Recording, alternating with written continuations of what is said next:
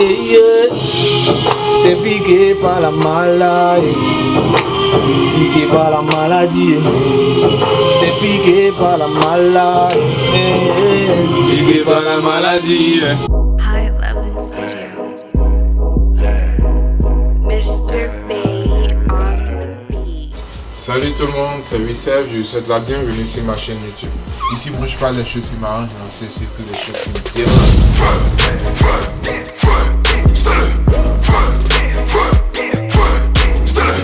Mr. Bay c'est le feu, il percute c'est le feu, Fireman c'est le feu, ça va souffrir c'est le feu,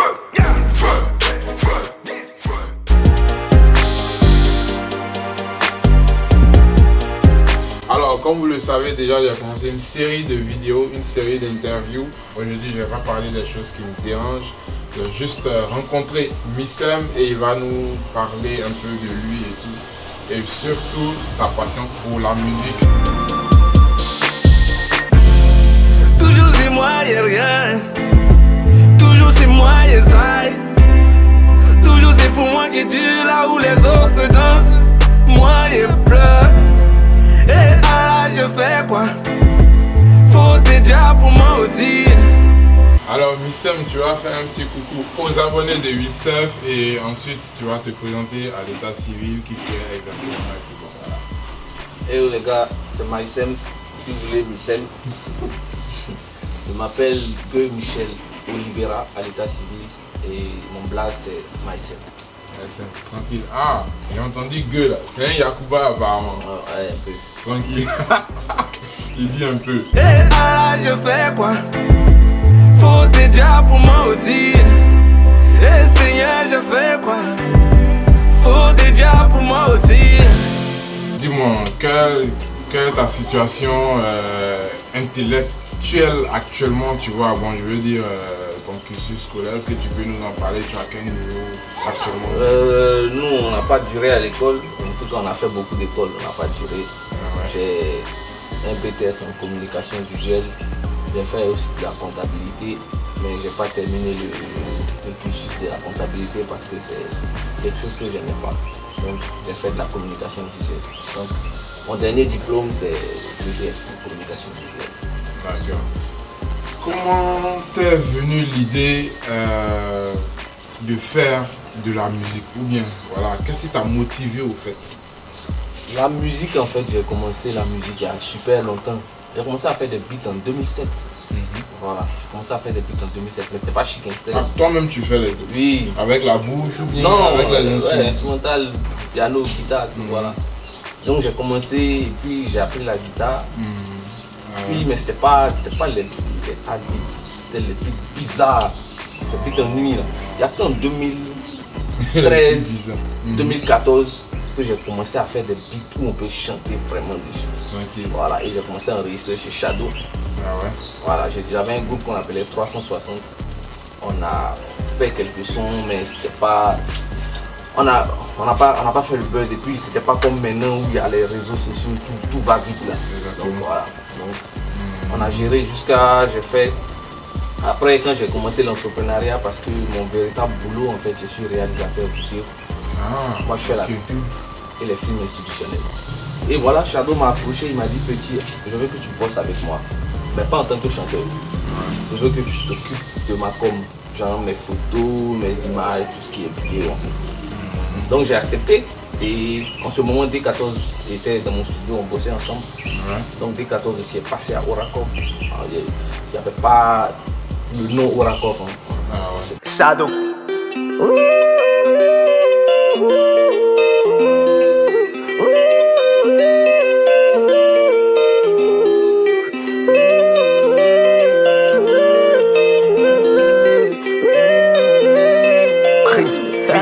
Ah justement, j'allais te poser la question aussi. Est-ce que tu fais partie de Oracle et puis comment s'est formé le groupe exactement?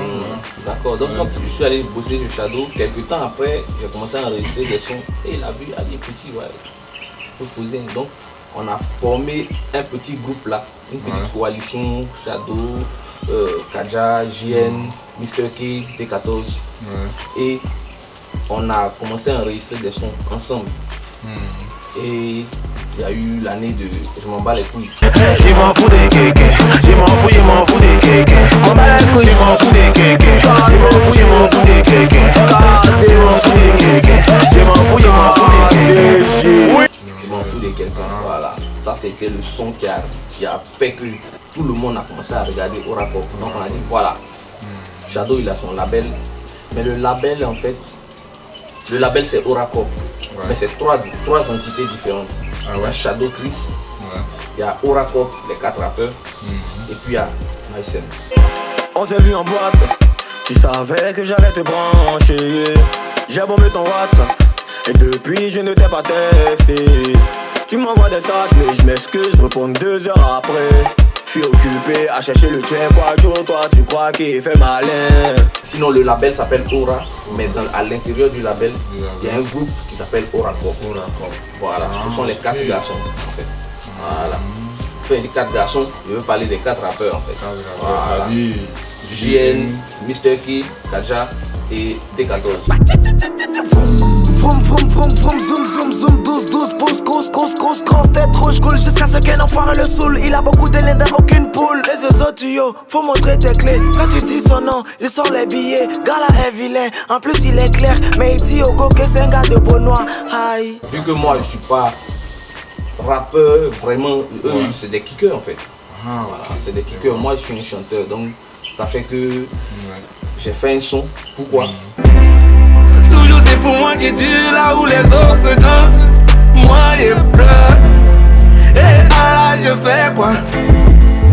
C'est un freestyle en fait. Exactement, pourquoi justement c'était un freestyle? Ouais, c'est un Le freestyle. son a cartonné et puis il y a beaucoup qui se sentaient vraiment concernés dans tout ce que tu disais au fait, tu vois. Oui. Donc tu as raconté aussi les peines de beaucoup de personnes qui franchement, Oui. je sais pas quoi, mais dans cette musique là, ils ont su au fait que il y avait quelque part en Côte d'Ivoire ou bien dans le monde quelqu'un qui ressentait les mêmes peines qu'eux. Et c'est pourquoi, franchement, moi je pense que beaucoup ont kiffé et tout. Et puis bon, toi aussi, est-ce que c'est une histoire que tu as vraiment vécue, hein? Parce que là, le cadre où on est venu te voir, là, franchement, c'est ressemblé à quelqu'un qui n'a rien, hein, voilà. Depuis là c'est moi et reste. Chaque fois il m'en vais là-bas pour prier. On me dit c'est mon année. Chaque jour je fais que grouiller sans compter les billets. Je suis fatigué. Non, en esprit, Ouais, vas-y. en esprit c'est l'histoire. Pourquoi? C'est l'histoire de tout le monde. Moi, toi, tous ceux qu'on rencontre dans la rue, tout le monde en fait. Ok. Pourquoi en fait l'idée de pourquoi m'est venue déjà au Bénin? J'étais allé pour un tournage au Bénin. Et pendant que j'étais en train de faire le tournage, il y a une petite fille, à peine 8 ans, Ouais. qui est venue vers moi. Elle vendait des oranges. Et elle me racontait, elle me parlait, mais dans leur en fond, je pense que c'est ça, en fond. Ah Elle ouais, me parlait si, en si, fond. c'est Moi je vrai. comprends pas. Et moi dès que j'ai vu la petite fille, je sais pas, il y a quelque chose qui. Voilà. Donc j'ai acheté une orange. J'avais pas envie de boire une orange, mais c'était juste pour lui faire plaisir d'acheter une orange. Pendant que je tournais, des heures après, je vois la petite fille, elle est à côté de moi. Elle bouge pas. Elle est là. Ah ouais. Oui, donc je lui ai demandé, mais tu vas pas continuer de vendre tes oranges? Et elle a dit non, elle est restée. Et il y a une dame qui était à côté de moi, qui bossait avec moi, qui a commencé à traduire ce que la petite fille disait. Et j'ai remarqué que chaque fois qu'il y avait des petites filles qui passaient là, Oui. elle se moquait de la fille qui vendait des oranges. Oui. Elle lui disait en fait, toi, regarde-toi, tu vas pas à l'école, tu es là, tu vends orange. Donc la petite fille a commencé à pleurer. Donc moi, ça m'a touché. Elle avait des oranges, j'ai dit je vais acheter toutes les oranges. Après mon boss est venu, il a acheté toutes les oranges. Mais la petite fille est restée sur le tournage avec nous jusqu'à la fin. À un moment on l'a chassée. Et quand pendant le tournage, la petite fille a commencé à partir, moi j'ai abandonné mon poste. Et j'ai commencé à suivre la petite fille. Je ne connaissais pas la ville, je ne connaissais pas Cotonou. Ça veut dire que je pouvais me perdre. Mais Exactement. je l'ai suivi jusque je ne sais plus où. Mais quand je suis revenu, jusqu'au soir, c'est-à-dire toute la nuit quand j'étais à ma résidence, je ne faisais que penser à elle et ça m'a fait un pincement au cœur. Je me suis dit que la vie, c'est compliqué. Sérieux, man. Et j'étais là-bas, j'ai eu un petit souci de famille. pendant que j'étais à Cotonou. Il y a eu un petit souci de famille, j'ai abrégé ton séjour. Oui, pour revenir essayer de régler ce souci de famille. C'était un truc assez personnel. Mais en tout cas, il y avait Goumé dedans. Ah ouais. Ouais, il y avait Lou Goumé. Ah ouais, tranquille. Donc même ça rate pas les stars aussi quoi. Je suis venu Lou Goumé. Le Goumé là.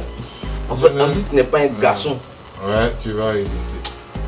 Tu as sauté. Toujours c'est pour moi que tu là où les autres dansent. Moi je pleure. Et là je fais quoi? Faut déjà pour moi aussi. Et Seigneur je fais quoi? Faut déjà pour moi aussi. Donc il y a H Prince qui balançait une prod comme ça, il a mis l'instrumental de pourquoi. Quand je suis passé, le premier mot qui m'est venu à la tête, hey Seigneur, il a fait quoi? Et je suis resté dessus en fait. Et donc, je rentre en cabine et je baisse. Tranquille. Comme si tu avais prié. Ouais, je chante jusqu'à. Normalement c'est ma manière de faire. Moi j'écris pas de texte. Ah ouais? Non, j'ai pas de texte en réserve. Donc tu improvises tout comme ça. J'improvise en fait en fonction de la situation. Voilà, de la situation. Donc je suis venu, mais ce jour-là j'étais dans un état. Mais plus ce qui est vu au Bénin et tout ce que je vois dans les rues, tu sais quand tu es dans la ville, tu vois les petits qui font les trucs.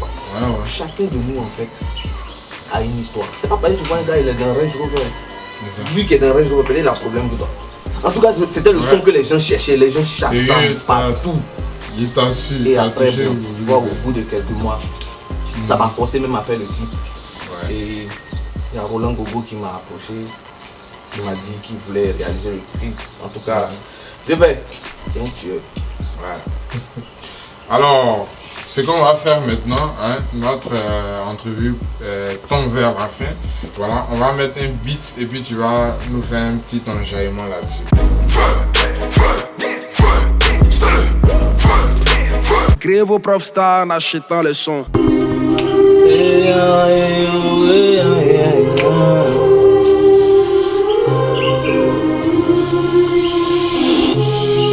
Tu te lèves avec un beau sourire, plein de joie de vivre. Tu te demandes ce qui s'est passé, mais c'est toi qui disais hier. Ton style de mec c'est les gars musclés, Range Rover un petit peu barbu. Tu vois le type, tu fais Jean-Jean. Tu vois le type, tu fais Jean-Jean. Cupidon est passé par là.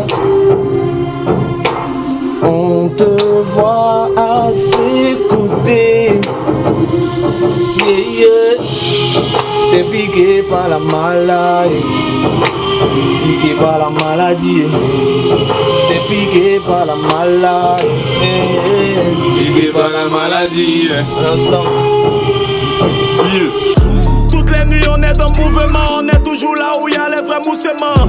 Jamais ma poche sera bouchée, je connais ta vie de boucher. Gros bolide dans le carré, gros bolide dans le carré.